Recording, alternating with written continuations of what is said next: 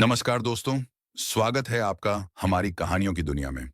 आज मैं आपको सुनाने जा रहा हूं एक ऐसी कहानी जो हमें सिखाती है कि परिवार की असली ताकत एकता में होती है। कहानी का नाम है किसान और उसके 4 बेटे। चलिए शुरू करते हैं।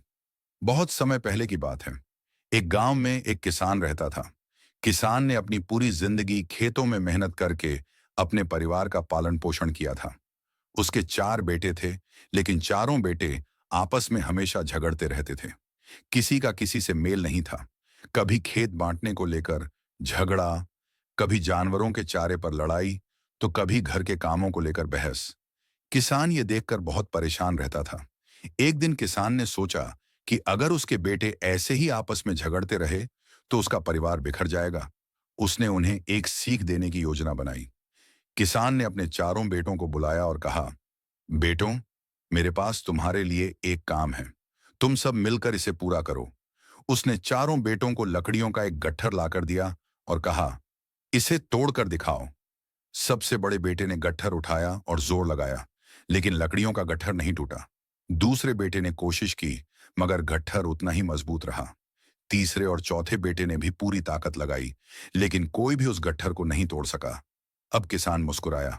उसने गट्ठर खोलकर लकड़ियां एक एक करके चारों बेटों को दी और कहा, अब तोड़कर दिखाओ।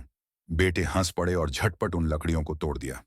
सबने देखा कि जहां गट्ठर की लकड़ियां साथ थीं, वहां उन्हें कोई तोड़ नहीं पाया, लेकिन अलग होने पर हर कोई उन्हें आसानी से तोड़ सका।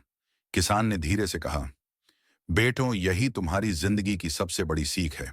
जब तक तुम सब एक साथ रहोगे, कोई तुम्हें नुकसान नहीं पहुंचा पाएगा।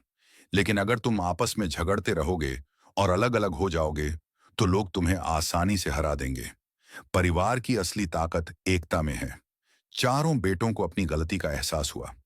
उन्होंने पिता से माफी मांगी और वादा किया कि अब से वे आपस में नहीं झगड़ेंगे और हमेशा एक दूसरे का साथ देंगे। उस दिन के बाद उस किसान का परिवार मिलजुल कर रहने लगा। सबने मेहनत बांटकर की और गांव में उनकी आपसी मोहब्बत और एकता की मिसाल दी जाने लगी। अगर हम सब जीवन में आपस में मिलजुल कर रहें, तो बड़ी से बड़ी मुश्किल को भी आसानी से जीत सकते हैं। और इसी के साथ हमारी कहानी यहीं समाप्त होती है। अगर आपको यह कहानी अच्छी लगी हो, तो इसे लाइक करें, अपने दोस्तों के साथ शेयर करें और चैनल को सब्सक्राइब करना बिल्कुल मत भूलें। अगले एपिसोड में फिर मिलेंगे एक नई और प्यारी कहानी के साथ। धन्यवाद।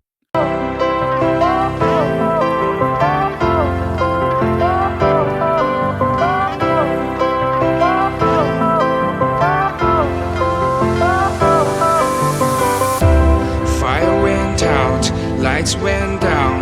When you feel lost in your shadow, don't feel alone, don't scream so loud. We are living in this cruel